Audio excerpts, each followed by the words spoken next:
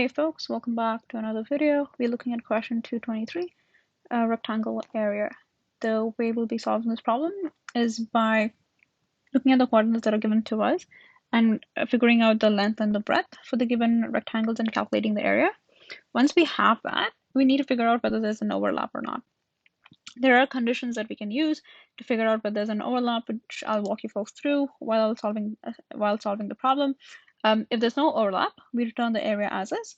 If there is an overlap, we calculate the area that is overlapping and we subtract that and we return it as is. But a relatively simple problem when we talk it through, but the part that's a little confusing is working with the coordinates and being able to visualize it to come up with conditions that deal with overlapping. So let's get through the simple part first, which is getting the total area.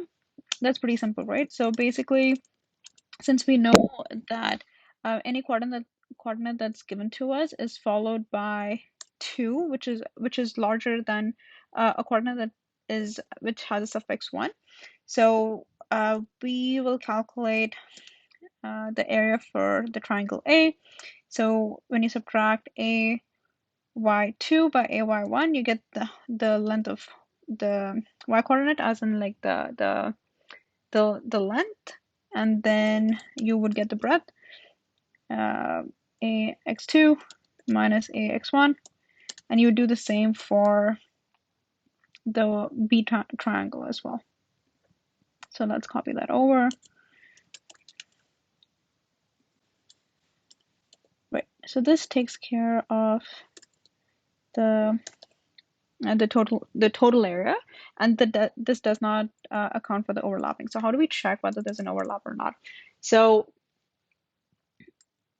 let's try to return the area if there's no overlap. How do we figure out if there's no overlap?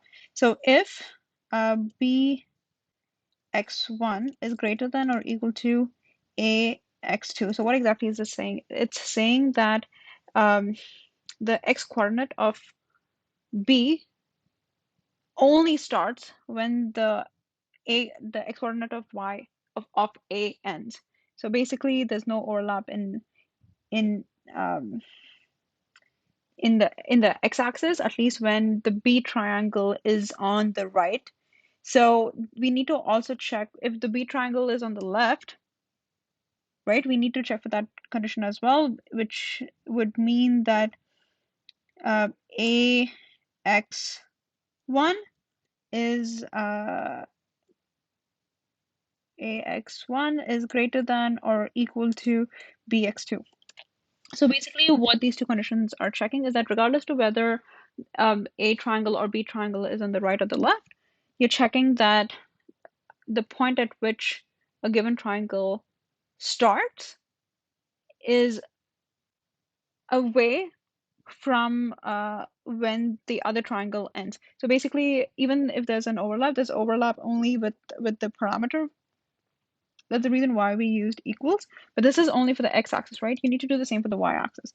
So it would be by1 is greater than or equal to a y2, as in like you only start the b axis, like let's say b is at the bottom, you only start the y-axis a lot after, like greater than or equal to a y2, as in okay, the y axis or for the a triangle has ended and b is just starting, and you need to figure out a way to do that where y is at the top as well. So b y2, is that correct? Wait, let me write that down and then we can walk through that. I think it's ay1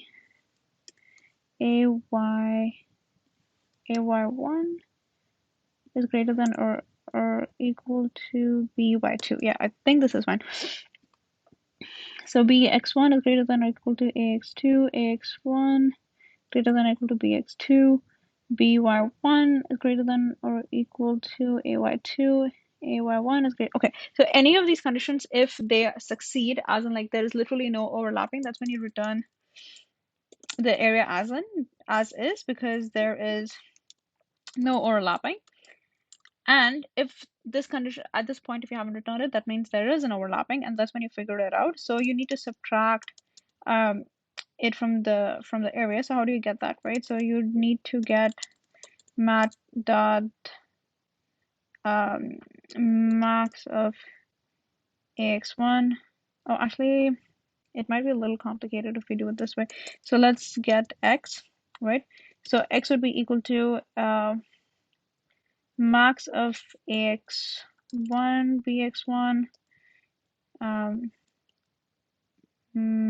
and then mat.min of ax2 bx2. So what exactly are we doing here, right? Because we need to get an overlap, we need to figure out, okay, what's the minimum of like the two x coordinates that are given to us. We're looking at what comes further in, right? That gives us the overlapping. So we need to get the min of the x2 coordinates and the max of x1 coordinates. So basically like the inner coordinate, because that is what represents the overlap. And we do the same for y as well. Here we do y, and then yeah, we just need to replace this. Okay, so once we have that, we should be able to subtract that from the area, x multiplied by y, and then we should be able to return it. Okay, return total. Okay, let's actually try, hope this works. It's a little complicated with all of this coordinates. Okay, so the first few test cases are okay. Everything else is okay as well. Awesome. If you have any questions about the problem, please let me know in the comments below. Let's talk about the space and the time complexity of the entire solution. The time complexity of the entire solution is of 1, since all of the steps that are needed to calculate would be calculated in O of 1 time. We're not using any for loops, so it is O of 1. The space complexity is O of 1 as well, since we're not using any additional data structures and only constant space to compute the solution. Awesome. If you have any questions, please let me know in the comments below. Don't forget to subscribe to the channel and like the video. I would really, really appreciate that. It definitely keeps me motivated to make more videos. Thanks so much, and I'll see you folks in the next video. Peace.